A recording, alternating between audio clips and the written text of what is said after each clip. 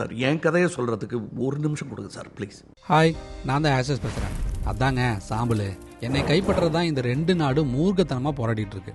ஒரு சாதாரண சாம்பலுக்காகவா இப்படி அடிச்சுக்கிறாங்கன்னு நீங்கள் கேட்கலாம். அதை புரிஞ்சுக்கணும்னா அதோட எஸ்டிடியை தெரிஞ்சுக்கணும்.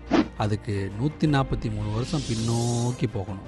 1882 ஆகஸ்ட் 22 இங்கிலாந்தோட ஓவல் மைதானத்தில் நடந்துச்சு அந்த டெஸ்ட் போட்டி. கடைசி இன்னிங்ஸ்ல வெறும் 85 ரன்கள் டார்கெட்டை சேஸ் பண்ண முடியாம 77 ரன்கள் மட்டுமே எடுத்து ஆஸ்திரேலியா கிட்ட சொந்த மண்ணிலேயே மண்ணக்க வச்சு இங்கிலாந்து.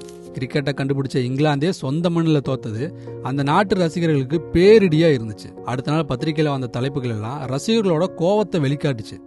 இங்கிலாந்து கிரிக்கெட் செத்து விட்டது, அதன் உடலை எரித்து சாம்பலை ஆஸ்திரேலியா எடுத்து சென்று விட்டதுன்னு இரங்கல் செய்தி போட்டுச்சு ஸ்போர்ட்டிங் டைம்ஸ்ங்கிற பத்திரிக்கை. இதை பார்த்த இங்கிலாந்து கேப்டன் இவோ பிலிக்கிற்கு கடும் கோவம் வந்துச்சு. அடுத்த டெஸ்ட் தொடருக்காக ஆஸ்திரேலியா போயிருந்தப்ப இங்கிலாந்து கிரிக்கெட்டின் சாம்பலை மீட்டு வருவோம்னு அதிரடியா அறிவிச்சாரு.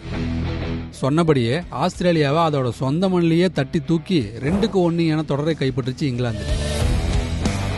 மெல்பர்ன் மைதானத்தில் இருந்த ரசிகர்கள் எல்லாம் ஸ்டம்பு மேல இருந்த பெயில்ஸை எரிச்சு அதுல கிடைச்ச சாம்பலை ஒரு குட்டி ஜாடிக்குள்ள வச்சு இங்கிலாந்தின் சாம்பலை திரும்ப தரோம்னு சொல்லி இங்கிலாந்து கேப்டன் கிட்ட கொடுத்தாங்க. இப்படிதான் ஆஷஸ் நான் பிறந்தேன்.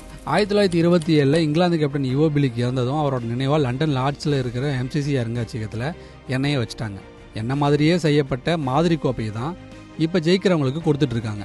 இங்கிலாந்து ஆஸ்திரேலிய நாடுகளை பொறுத்த வரைக்கும் ஆஷஸ்ங்கிறது வெறும் விளையாட்டு மட்டும் இல்ல, கௌரவம், பெருமை, மான பிரச்சனை மாதிரி.